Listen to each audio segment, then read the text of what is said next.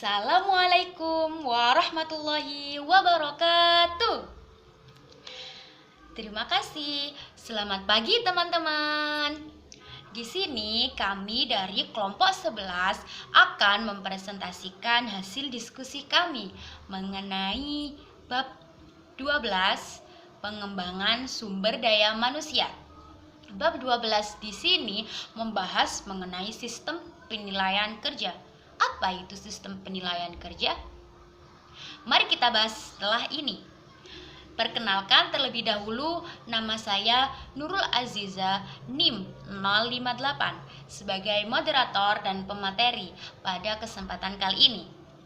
Saya juga bersama dua teman saya yang bernama Indah Ayu Lestari NIM 016 dan juga Triwidya Lestari NIM 046.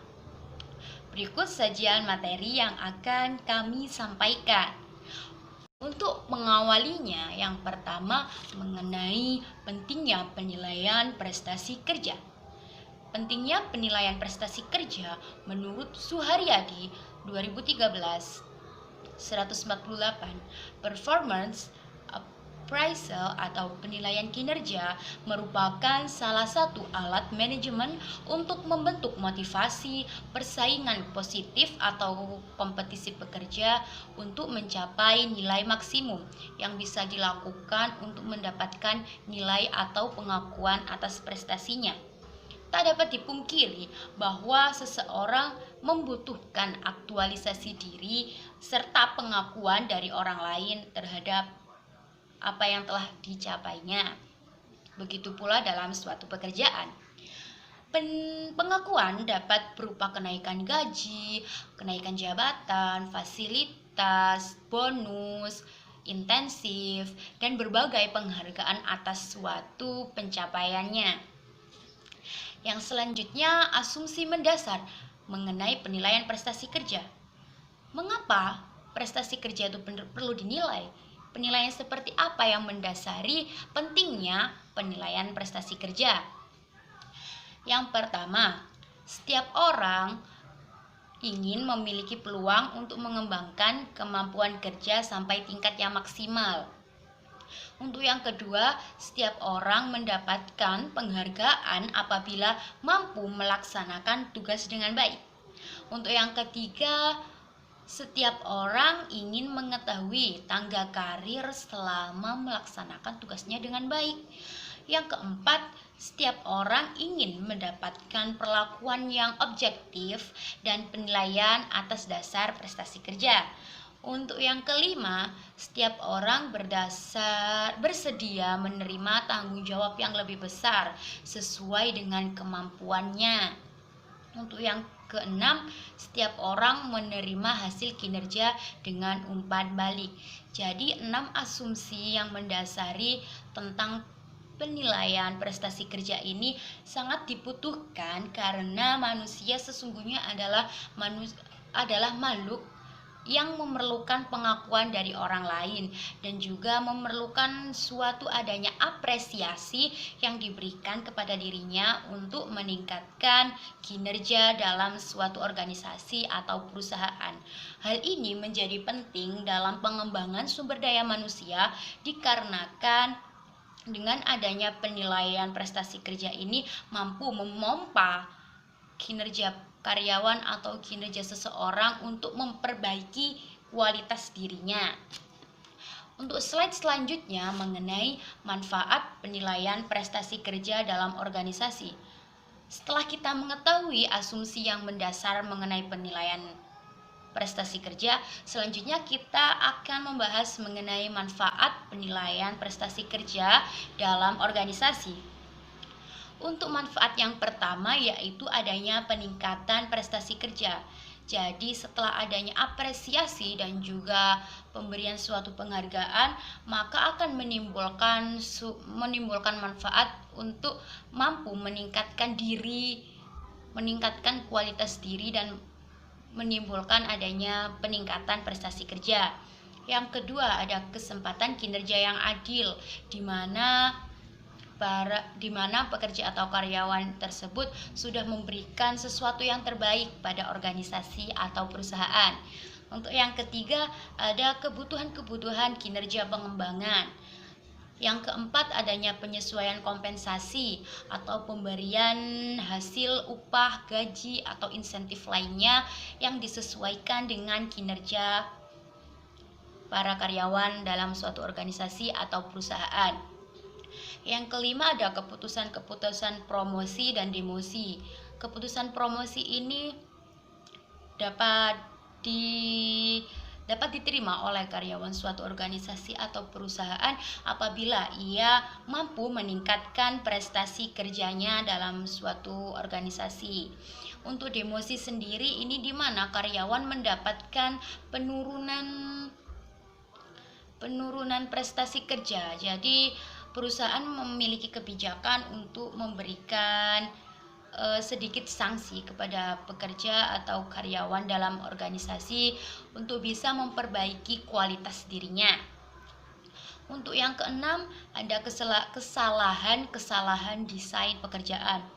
Hal ini biasanya terjadi apabila karyawan tersebut memiliki adanya masalah atau hal di luar dugaan dan kemampuan yang dimilikinya untuk mempertanggungjawabkan suatu pekerjaan yang ia peroleh dari organisasi tersebut.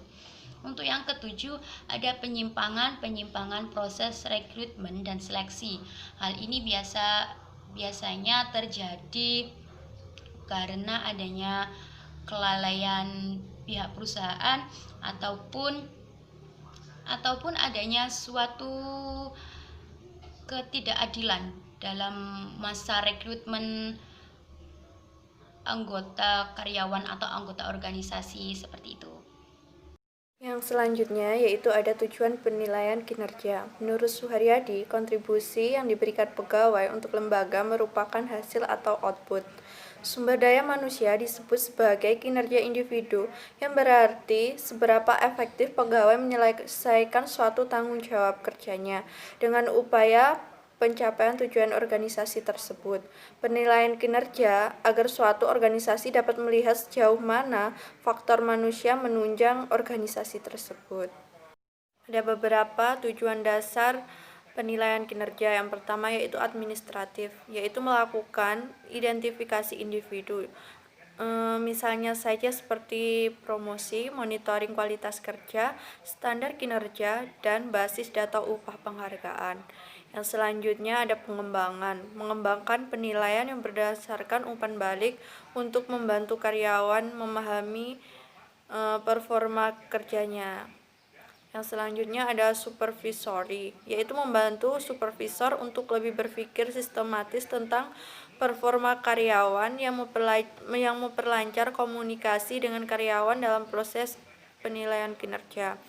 Yang selanjutnya yaitu simbolik, kepedulian pihak manajemen terhadap performa karyawan yang baik atau benar diukur dengan sistem penilaian yang sangat tepat.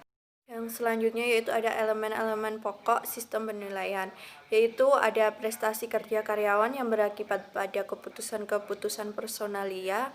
Yang selanjutnya penilaian prestasi kerja yang berakibatkan untuk ukuran-ukuran bagi karyawan, kriteria yang ada hubungan dengan pelaksanaan kerja. Lalu ada umpan balik bagi karyawan, yaitu berakibat pada catatan-catatan tentang karyawan itu sendiri. Ukuran-ukuran penilaian prestasi kerja. Penilaian yang bagus harus memberikan penilaian yang akurat tentang yang diukur. Artinya, penilaian tersebut benar-benar menilai prestasi karyawan yang dinilai. Dan hal-hal yang perlu diperhatikan dalam mengukur prestasi kerja, yaitu yang pertama, penilaian harus mempunyai hubungan dengan pekerjaan. 2. Adanya standar pelaksanaan kerja. Yang ketiga, yaitu praktis. Selanjutnya yaitu mengenai metode-metode penilaian pekerjaan. Metode-metode penilaian prestasi kerja dikelompokkan menjadi dua. Yang pertama, metode penilaian prestasi kerja yang berorientasi pada masa lalu. Dan yang kedua, ada penilaian prestasi kerja yang berorientasi pada masa yang akan datang. Untuk Metode penilaian prestasi kerja berorientasi pada masa lalu ini pada umumnya berarti penilaian prestasi kerja seorang karyawan dinilai berdasarkan hasil yang telah dicapainya pada kurun waktu tertentu atau selama ia menjabat dalam suatu organisasi atau perusahaan. Teknik dalam penilaian prestasi kerja masa lalu yang berorientasi pada masa lalu di sini terbagi menjadi 5. Yang pertama ada rating scale. Apa itu rating scale? Rating scale ini lebih kepada peringkat atau perankingan dari tingkat terendah hingga tingkat tertinggi. Hal ini dilakukan untuk menilai seberapa bagus ia bekerja dalam perusahaan tersebut. Untuk yang kedua ada checklist. Checklist ini dilakukan sesuai dengan pernyataan-pernyataan yang telah dilakukan observasi sebelumnya yang digunakan untuk menilai karyawan. Yang ketiga ada metode peristiwa kritis. Yang keempat, metode peninjauan lapangan. Hal ini biasa dilakukan oleh pimpinan-pimpinan perusahaan untuk mengetahui bagaimana kinerja para karyawan sehari-harinya. Biasanya metode peninjauan lapangan ini dilakukan secara mendadak. Seperti itu. Yang kelima ada tes prestasi kerja. Untuk metode yang kedua, yaitu metode penilaian prestasi kerja yang berorientasi pada masa yang akan datang. Metode penilaian kerja yang berorientasi pada waktu yang akan datang memusatkan prestasi kerja karyawan saat ini, serta penetapan sasaran prestasi kerja di masa yang akan datang. Teknik yang digunakan antara lain penilaian diri atau self-appraisals. Jadi penilaian diri ini di mana karyawan menilai dirinya sendiri dalam suatu pekerjaan yang telah ia lakukan. Untuk yang kedua ada pendekatan manajemen by objective atau MBO. Kegiatan ini penilaian ini dilakukan dengan bersama pimpinan dan juga karyawan yang bersangkutan untuk menilai hasil kerja atau desain kerja yang telah ia lakukan. Yang ketiga ada penilaian psikologis. Hal ini biasa dilakukan untuk memberikan pemahaman diri dan juga memotivasi karyawan agar mampu bekerja lebih giat lagi dan lebih semangat. Untuk yang selanjutnya ada teknik pusat penilaian. Biasanya teknik pusat penilaian ini dilakukan oleh perusahaan-perusahaan besar dengan memiliki unit khusus untuk melakukan survei dalam penilaian pekerjaan seorang karyawan. Selanjutnya yaitu analisis jabatan. Analisis jabatan adalah suatu proses penentu tentang hakikat suatu pekerjaan atau jabatan tertentu dalam suatu organisasi. Melalui kegiatan ini akan diperoleh informasi dan fakta-fakta lengkap mengenai setiap pegawai atau karyawan, kedudukan, dan pekerjaan atau tugasnya dalam organisasi.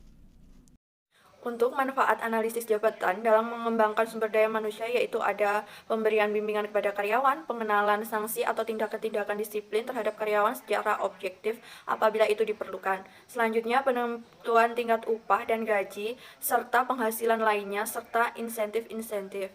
Selanjutnya yaitu ada promosi, baik promosi kepangkatan maupun jabatan.